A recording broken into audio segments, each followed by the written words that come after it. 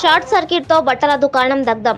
ప్రమాదవశాత్తు తెల్లవారుజామున షార్ట్ సర్క్యూట్తో వస్త్ర దుకాణం పూర్తిగా దగ్ధం కావడంతో దాదాపు 18 లక్షల ఆస్తి నష్టం జరిగి ఉంటుందని అంచనా వేస్తున్నారు.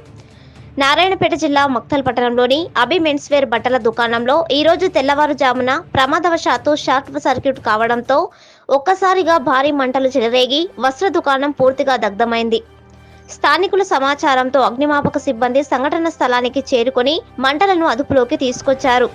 అప్పటికే దట్టమైన పొగ మంటలు చెలరేగి పూర్తిగా బట్టలు దుకాణంలో ఉన్న బట్టలు, ఫర్నిచర్ పూర్తిగా అగ్నికి ఆహుతి కావడంతో ఇట్టి అగ్ని ప్రమాదంలో దాదాపు 10 నుండి 18 లక్షల వరకు ఆస్తి నష్టం వాటిల్లింది.